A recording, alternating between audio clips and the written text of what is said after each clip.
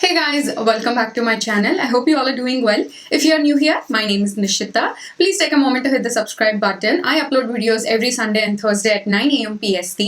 In today's video, we are going to test out a brand new foundation from Juvias place. I have gotten so many requests to try out this foundation. So I went to Ulta that was closest to me and I got the shade that I could find because almost all the shades that are for tan skin tones are sold out. I could get my hands on the shade Casablanca, which is 450, which I'm gonna swatch for you guys in a second. But this is how the packaging looks like. I love the packaging because it's very simple and it's perfect to travel with because it's a tube. It'll fit in your purse as well because it's not very big. And you do get 1 fluid ounce of product, which is very standard for almost all the foundations. And it's a velvety matte foundation. I'm gonna pull up the Ulta website and see what this foundation claims to do. By the way, you get 42 different shades with this foundation, which is really good because for a indie brand to come out with such a wide shade range is really something we should all appreciate because not even some high-end brands do that even now. But anyways, so let's look at the claims of this. It offers a smooth application with a natural and soft matte finish to give a flawless coverage, a great formula to even out the complexion, refine skin texture and erase blemishes, maintaining the initial finish throughout the day, suitable for all skin types including sensitive and oily skin. Let me look at the ingredients list and I just want to make sure that it doesn't have any perfume in it. So dimethicone is the second ingredient. Usually almost all foundations have dimethicone because it's what gives the product to be able to spread beautifully on the skin. But that could, very clogging to the pores if you have really sensitive skin. So keep that in mind. But it doesn't seem to have any perfume added to it. Yeah, that's one thing I look for in a foundation. I just don't want them to have any kind of fragrance added to them because my skin is very sensitive to, artificially added fragrances. So for your reference, I do have pretty normal but sensitive skin. I do tend to get a little bit oily in my T-zone, but more often than not, I have pretty normal skin. It's not too oily and it's not too dry, given the weather conditions are nice. I'm going to start applying this and this is supposed to give you a full coverage. So this is the shade Casablanca. I could tell right off the bat that it is looking a little bit orange. It has more of that orange undertone. For me, I think the better shade would be 520, which is called Tangier. So that would be like, I'm guessing it might be a better match for me. So I would say go to the store, try out either this shade or Tangier and see which one suits you better. But my guess is Tangier would be a better match for me. So I'm going to swatch it on my face as well.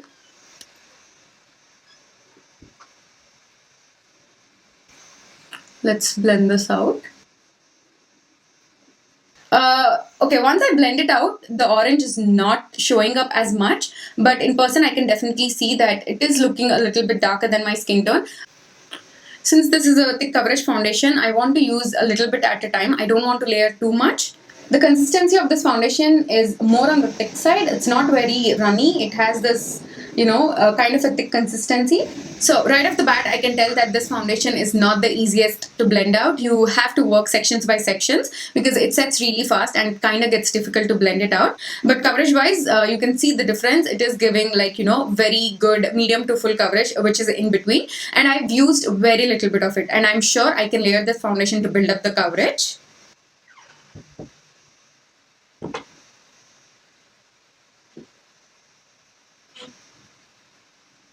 So this particular shade definitely oxidizes as soon as you blend it. This is the brand new swatch and this is the swatch I've had on my hands for 2 minutes now. So it definitely changes its color right away, but then that's it. It doesn't oxidize further than that. So based on first impressions, this particular shade is definitely not a good match for me. As you can see, it is looking very orange on my skin. But blendability of this foundation is a little bit difficult, like I said. So you want to work sections by section, but it does give you coverage that is in between medium to full. With one layer, you will get a good coverage that is above medium, almost full, but you can layer it up and build it up to a full coverage. And I used very little bit of this foundation because I didn't think I needed a lot. So you can like, start off with little by little and then add on wherever you want to add some extra coverage. That's what I did today. I first went in with a very light layer, and wherever I needed some extra coverage, for me, basically my cheek area, I added a little bit more. So it is giving me like a full coverage. So the finish of this foundation is not overly dewy, but at the same time, it's not completely matte. Like they said, it definitely has that velvety matte finish. I would like to look at this as a natural finish, which is very lightweight on the skin. I don't feel like this foundation is very heavy, but at the same time, it's not ultra lightweight because it is giving you like, a really good coverage, and the consistency of this foundation is very thick as well. Even in the areas where I layered the foundation, it is not looking cakey or heavy so far. I really love the formula of this, except that it doesn't blend as easily as I would like it to.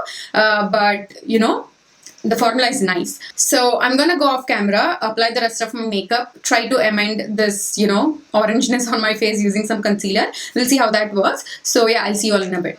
Hey guys, so I'm back, and it's been already 3 hours since I applied this foundation. When I applied the rest of my makeup, everything blended out beautifully on top of this foundation. I had no issues whatsoever. And one good thing is that since the foundation sets really fast, once it sets, it does not move around. No matter how much makeup you blend on top, it doesn't, the foundation underneath doesn't get disturbed. So that's one thing that I noticed, that the coverage on my cheeks is still on there even after I try to blend out the rest of my makeup. Usually with other foundations which don't set as fast as this foundation sets, when I apply the rest of my makeup, like when I apply blush and bronzer, the coverage that I get on my acne pimples is usually taken away. But whereas with this foundation, since it sets really fast, that didn't happen. Like that's one good thing that I noticed, that I didn't have to go back in with some concealer to do any spot concealing after I apply the rest of my makeup. So far, I really love the formula of this foundation. Other than the shade, everything is working really well. Right after this, I'm going to film like a clothing haul for you guys. So I will be moving around a lot, changing clothes and all of that. So we can see like how this foundation